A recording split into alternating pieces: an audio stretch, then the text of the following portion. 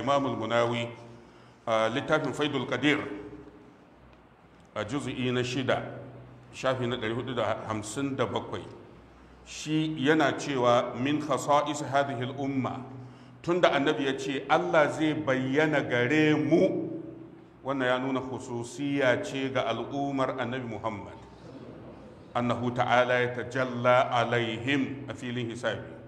Allah zai bayyana ga musulmai mabiyan annabi Muhammad, fayarawnahu, za su ga Allah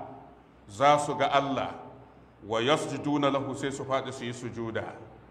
al-imam al-munawi yace bi ijma'i ahli sunna, wannan duk malaman sunna sun yarda da shi, duk malaman sunna sun yarda suwaye za su ga Allah a filin hisabi har ma su faɗi su yi sujuda.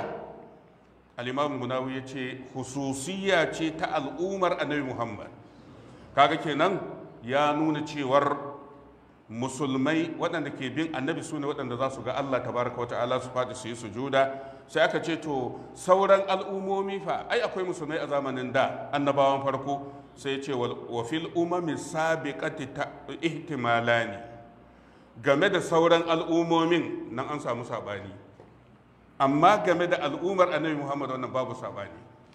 Saboda haka duk mabiyin manzon Allah idan yana filin hisabi to zai iya faduwa yi sujuda ga Allah tabaraka wa ta'ala, banda munafiki, saboda hatta munafikai a filin hisabi din suna nan amma ba za su iya sujudan ba. shi yasa Allah ya ce wa yud'auna ila sujudi fala yastati'una, ba za su iya sujudar ba, amma muminai na kwarai za su yi sujuda. Allah ka samu na ciki. Game da sauran al'umomi, shin za su ga Allah ko ba za su gani ba? To akwai malaman da suke ganin ba za su gani ba. Dalili kuwa in ka dubi hadisin, abinda annabi ya ce ya tajalla lana rabbuna, tunda manzon Allah ya ce Allah zai bayyana gare mu, kaga ya gwada kenan al'ummarsa yake magana a kai, ba sauran al'ummomi ba. Kuma ba abin mamaki ba ne, saboda babu abin da ya gagara Allah. Allah yana iya bayyana, wani ya ganshi wani bai ganshi ba. Saboda haka in dai kana cikin al'ummar annabi Muhammad za ka samu ganin Allah, kuma za ka iya sujuda idan kana yin ibadar kenan, idan mutum ba munafiki ba ne. To sai al-Imam Darimi ya kawo wannan hadisi, ya ce to kaga anan Allah zai bayyana gare mu, in ji annabi Muhammad, yana dariya. Ya za a yi ka canza wannan magana? In ji al-Imam Darimi, ya za a yi ka ce ka canza ma'anar dariyar ta koma armashi irin wanda ake danganta ma gonaki da larabci? Ya ce babu alaka, tunda aka ce ya tajalla, Allah zai bayyana, kafin a kawo kalmar yana dariya. Kaga bayan da za a yi ka canza kalmar dariyan nan yanda ta zo a larabci, kuma yanda manzon Allah ya faɗa.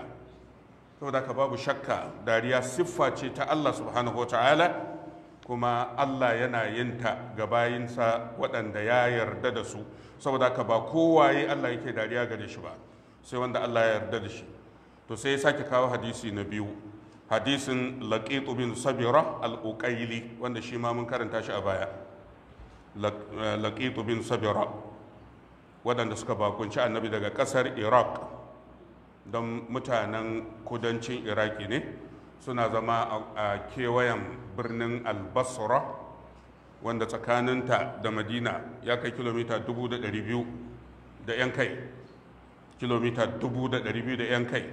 Suka tashi musamman suka taho Madina saboda bakuntar manzon Allah, wanda ana kiransu Banul Muntafik. Mun yi magana a kansu a baya.